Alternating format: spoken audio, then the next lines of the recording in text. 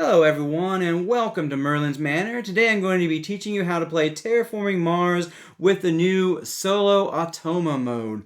Now for the purposes of this video, I'm going to assume that you already know how to play Terraforming Mars, and I'm just going to be going over how to add in this Automa opponent. Now I'm also going to be doing it a little bit differently than my normal how to play videos, and then I'm going to do just a how to play for this video, and there's going to be a separate video with my playthrough, because it is going to be a little bit longer of a playthrough than my normal ones. You can check that out in the description below or at the end of this video. Now let's go ahead and clear this out of the way so we can go over the setup. And you're going to follow the two-player game setup, dealing out your two corporations and picking one. Preludes, if you're playing with those, you're going to deal out 4 preludes and choose 2. And you're going to get your 10 project cards that you can pay for. You're going to put your player pieces on the 20, both for you and for the Marsbot. And you're going to want to put a cube on the number 1 spot, because you do need to track the rounds for this game, because it's going to be relevant for the end game scoring for the Marsbot. Also, as normal, you're going to set up your 9 oceans, your 0% oxygen, and your negative 30 degrees for the temperature there, just like a 2-player game. Now let's go over the Marsbot board. You're going to set this out over here with Tharsis in there if you're playing with Tharsis. There are other maps, and they all kind of look like this. This is the Hellas map, and it just slides there into the middle of this dual-layered board over here. Then you're going to put these clear cubes on the 0 of each of the tracks here.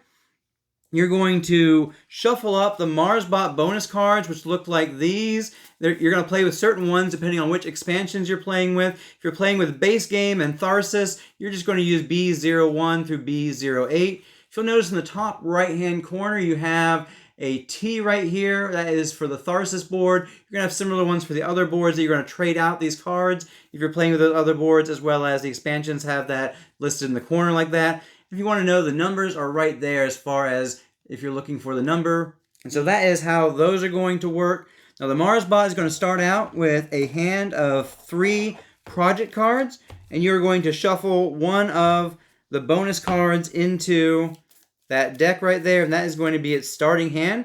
If you're playing with Preludes, you go ahead and add another 3 project cards into that starting hand, so it'll have 6 project cards and a bonus card if you're playing with Preludes. It is recommended to play your first games without giving Marsbot a corporation. However, I went ahead and started right on in there with a corporation, and it isn't really that bad if you are used to Terraforming Mars to go ahead and add that corporation in.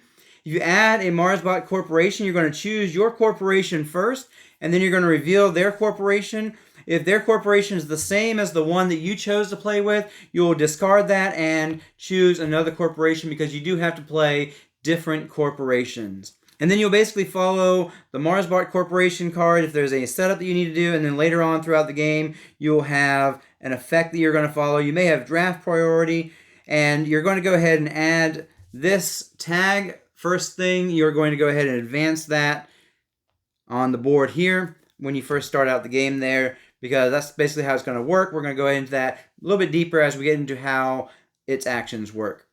Then you're going to set aside the neural instance tile, which will be played from a bonus card later on. You're going to set a card for the board that you're playing on, in this case Tharsis, off to the side. It's going to give you some reference for how it's going to get milestones and awards. And on the other side, you have some other helpful information that you may need as well. Then over here, you also have a Marsbot board track actions, going to go over the different icons there, as well as on the back, you've got the final scoring, how you're going to use for the MC there. And that is the setup for the game. You are the starting player, and first player will switch each round. The next thing I want to go into is the research phase, which happens after the first round. You're going to have that at the beginning of each generation. You're going to have 2 options. You can play either with card drafting or without card drafting. If you're not playing with card drafting, you're going to get 4 cards, and the Automa is going to get 3 cards, and add 1 project card in there, and you're going to shuffle that up. If you're playing with the drafting rules, each of you will get 4 cards, and you will look at your cards and choose one that you want to keep. Let's just say we're going to keep that one. And then you're going to, if it doesn't have a draft priority, you would just shuffle those up and choose one at random. But since this card does have a draft priority, it's going to be looking for science tags, if you look right there. We are going to go ahead and take a look at these. If it had a science tag, it would have kept it, but since it doesn't, you would just go ahead and shuffle those up and take one at random. And then you'll give the other cards to it. And let's just go ahead and say I kept this card because I want to go ahead and show this. So we look at the next set here. We do see it has a science card. So it's going to choose that for its second card. I'm going to choose my second card, and we're going to switch. I'm going to look at these, choose my third card. And then we already know that there's no science cards in here, so it's going to be a random selection there. And it's going to get the last card. And we've got our 2 sets of cards there. And so that is how drafting is going to work. And then you're going to take the 4 cards that were chosen by the Automa, and you're going to flip one over. If it does not have the priority tag in the corner here, it will be discarded. Had we drawn the one with the priority tag there, or any of the have it, then we would then draw another one until we find one that does not have it. And then you're going to take the 3 cards and shuffle in the bonus cards. There's always going to be 3 project cards and 1 bonus card, except in the very rare instance where all of the cards it chose had its priority tag. In that case, it would actually wind up with 5 cards that round, 4 regular cards plus the bonus card. And I want to show this card here actually has 2 priorities, and it has the first priority is animals and the second priority is plants. What this is basically going to mean is you're going to first look to see if a card has animals on it. If it does, you're going to take that card. If it doesn't, you'll move on to the leaf there. If there was a third priority, you'd move on to that if there weren't any leaf cards before it starts randomly taking. Another thing I want to note about draft priority is if there are multiple ones of that tag, it will go ahead and take the one that has 2 over the one that has 1. And also, if there are ties, you would then shuffle up the ones that are tied and take that one at random.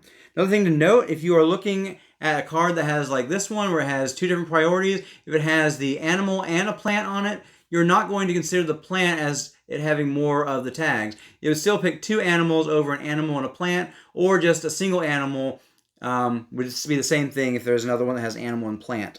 So you do not count the second one, you only consider the first one, and then if it doesn't have any of that, then you move on to the second one, only considering that, and so on and so forth. And so that is how drafting is going to work. I also want to note that if you're playing with a corporation with tag preference, you must play with drafting. Otherwise, you can play without drafting with corporations. Now let's move on into talking about the action phase. Now your turn is the same as in a multiplayer game of Terraforming Mars. A few things to note though is that if you are told to remove or steal from an opponent, then you will take from the bot's MC stash regardless of the type being removed or stolen, because that is the only type of thing that the bot collects.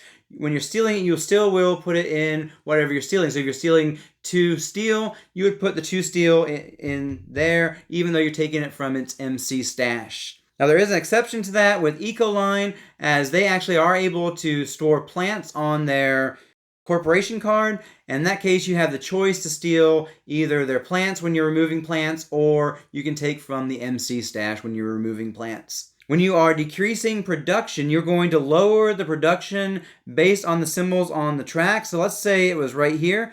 You would go ahead and move it 1 back if you are lowering a electricity track there. Now also when you do that, you want to go ahead and put one of its player cubes on the board, because if it comes back to this section later on, it will not reclaim the bonus there that's on the board. And so you put that cube on there to remind you that when it comes here again, it will not get, in this case, the 3 TR. Now if an effect has you count the number of something from opponents, then you'll use the related Automa tracks. Let's say if you're going to the events and it was right here, it would be 3 on that track. If it was space tags and it was, let's say, right here, it would have 7 space tags. That's how you would handle that if you have to count something from opponents. Now let's go over the Marsbot's turn. You're going to flip 1 card from its hand, and then you are going to resolve the icons up here, the tags. And so all you're going to do is, let's see, we have a science tag and we have a building tag. It's going to move forward on the science tag, and this arrow here actually means that you're going to skip that space and move to the next one unless you're playing on easy mode. And then after you resolve that one, you'll move this one forward because it's the building tag. You do this one at a time, resolve everything as you do that, and then move on to the next tag. And then once you finish that card, it is then your turn again. Let's go ahead and go over the different icons we're going to see on this board. This just basically means put out an ocean, and just like any time when a human player puts out an ocean, the terraforming rating will go up. Same with temperature and oxygen raises. This one here just means it's going to get 2 TR. There's other ones that have different numbers in them. It's just that many TR, whatever it happens to say, 3, 4, 5, 6, so on and so forth. This means it's going to raise the temperature, and of course it's TR. This means it'll claim a milestone. I'll give a little bit more detail on that in a moment. This means it's going to put out a greenery and, of course, raise the oxygen. This means it's going to fund an award. This means it's going to put out a city. This means it's going to move up on the space track. And you see other tag symbols like that. It's just going to be referring to moving forward on those tracks as well. And then at the end here, of course, we have the 5TR. Like I mentioned earlier, this arrow means you're going to skip over that track unless playing on easy. This is just for if you're playing with Venus. Otherwise, you just ignore that. And this is for if you are playing with the expansion that has you gain floaters. It would gain floaters. Otherwise, you ignore that. And I believe that covers all of the different symbols that we need. You'll notice that each of these tracks tells you different tags as well as different resources that are related to that track. Now, if the card revealed by the Marsbot has no tags, then it will take a failed action, which means simply that it will gain 5 MC because it wasn't able to take the action. Failed action also occurs if track advances to a benefit that the Marsbot cannot take. An example of this is raising heat when heat is already maxed out, or placing an ocean. This would also occur in situations such as, say, the temperature is at full, and it would go up to this temperature spot on there. Since the temperature cannot be raised, it would also then gain 5 MC for a failed action. This can also occur with milestones if 3 milestones have already been claimed, or if it does not qualify for a milestone currently. It can also occur with awards if 3 awards have already been funded, or if the Marsbot is not ahead in any award. In those cases, it would also take the 5 MC because it could not claim the action. Now take note that if you are placing a greenery for the Marsbot, it does not get a failed action when the oxygen is maxed out for that, because it still did get to place a greenery. Failed action also occurs if the Marsbot is at the end of a track and it were to reveal the tag for that track. Since it can't go any higher, it would take a failed action and get 5 MC for that as well. Now, when resolving a bonus card, you will resolve the effect if possible, and there is no failed action for a bonus card. If the card has lettered options, you will fulfill the first one that can be fulfilled and skip the rest of the options. So if A can be fulfilled, you won't have to look at the rest of the card. But if A cannot be fulfilled, you move on to B. And then if that can't be fulfilled, C, and so on until one of them can be fulfilled. Now, some bonus cards will instruct you to destroy the card. This takes the card out of the game for the rest of the game.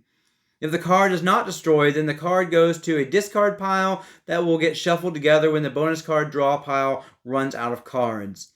Now, if Marsbot has no more cards in its deck, then it skips for the rest of the generation, and you can just keep taking your turns.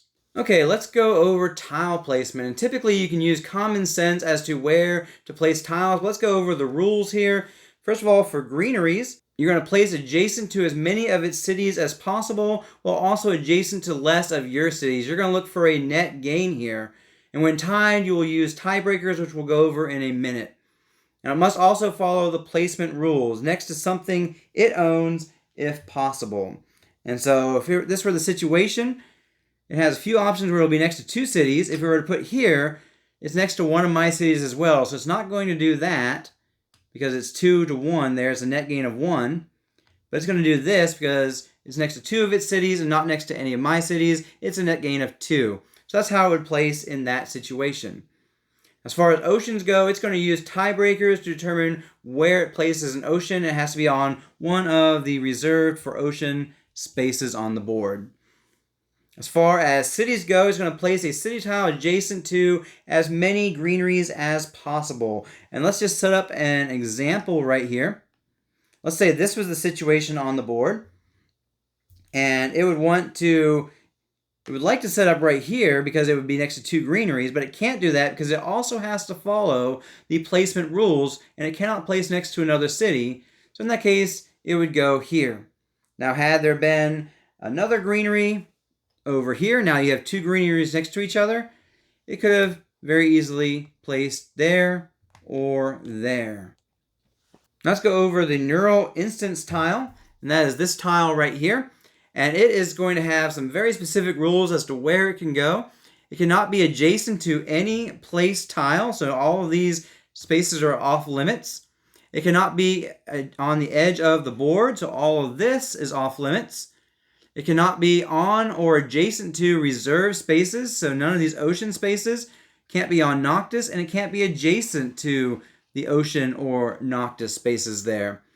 And finally, there's going to be a tiebreaker for the places it can go, and it looks like about the only places it can go are these few spaces up in here.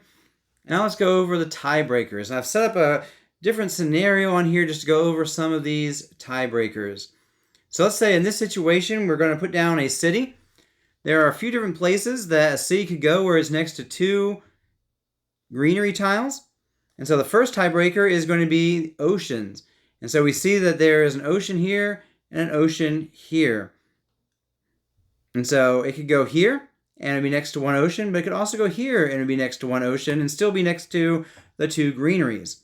And so the next tiebreaker is going to be bonus icons on the board. We see that there is one bonus icon there and there are two bonus icons there.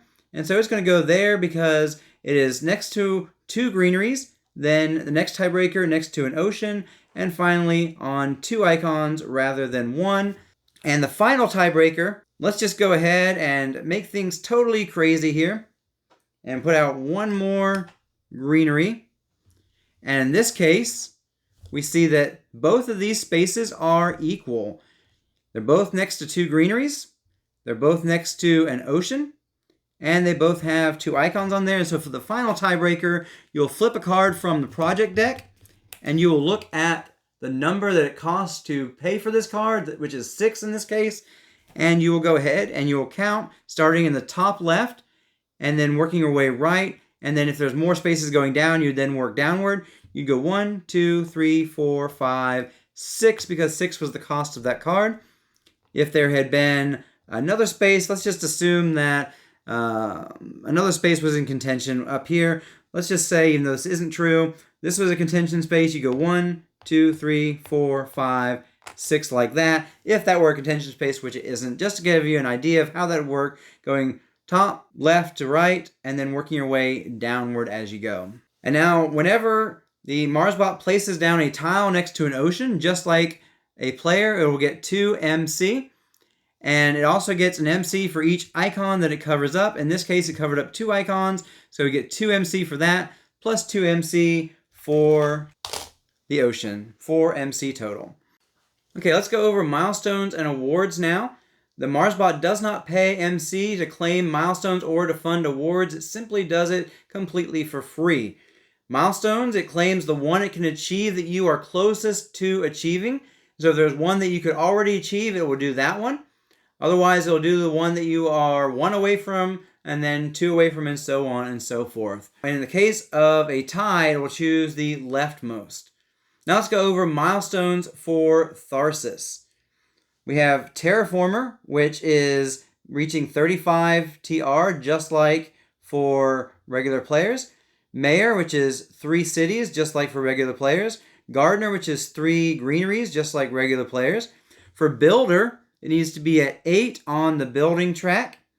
And for Planner, it needs to be at 4 on every track or higher. 4 or higher. So we got 4 on all these tracks and an 8 there. It qualifies for Planner. Now let's go over awards. It funds awards that it is most ahead of you on, and then again leftmost if it is tied.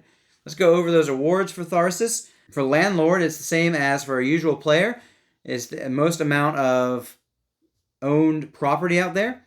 For Banker, it uses the sum of the building and event tracks. So you'll add the 8 to the 4 here for 12. For Scientist, it's science track space, and so it would be 4 here. For Thermalist, it would take the Power/Jovian track right here and add 5 to that. So it's at the 4, so it would be 9. For Miner, it's the space track plus 5, and so then 9 as well for that since it's on the 4 there. And so that is how it will fund those awards there. Now let's go over the game end. If the game enters round 20 and Mars has not been terraformed yet, then you automatically lose the game. And that is generation 18 if you're playing with Preludes. Otherwise, it ends at the end of the generation when Mars is fully terraformed. That is, the oxygen is fully at 14%, all 9 oceans are out, and the temperature is at +8 degrees. At that point, both players can place greeneries after your final production. Marsbot places greeneries for each track where place a greenery is the next spot on the track. So let's say the tracks were set up like this. This one is a greenery next, so it'll move forward, place out a greenery. There's another one right next to that, so it'll move forward one more. And this one also is next to a greenery, so it'll place a second greenery. You'll score points for the board as usual, scoring for cities and greeneries, milestones, and awards. Some score awards using the awards evaluation section of the board card. And remember that only first place gets award points, just like in a 2-player game. Marsbot does not gain victory points on played project cards. Marsbot also gains 1 victory point per space around the neural instance tile that is not occupied by you. That is either an empty space or a space occupied by the Marsbot. Or in some rare occasions, you may even have an ocean space next to it that would also allow it to score a point for that. So in this case, it would score the full 6 points. But if it had been here, it would only score 1, 2, 3, 4 points because you have 2 spaces occupied just like that. Marsbot also gains victory points for the MC it has based on the table that you will find on the player aid, from 1 victory per 8 MC all the way down to a 1-to-1 ratio, depending on what round the game ended in. Note, when playing with Preludes, the table moves up by 2 generations. And then you calculate your victory points as normal. If you have the most victory points, you win. Ties go to the Marsbot. Now, there are different difficulties you can play on. This video has gone over the standard difficulty. There are ways to adjust the difficulty to easy, hard, or brutal, which I'll leave you to discover on your own. There are also sections which further explain certain card and corporation interactions. There's also a rule book that goes over expansions, which I will also leave for you to discover on your own. Finally, you can play with various boards by swapping out for the appropriate Marsbot track and using the appropriate board card. Playing with different boards and expansions will adjust the Marsbot bonus cards that you use based on the symbol in the top right corner of the cards. And so that is how you play Terraforming Mars with the solo Automa. I hope you will jump on over and check out my playthrough here. And as always, I hope you have a great week and game on.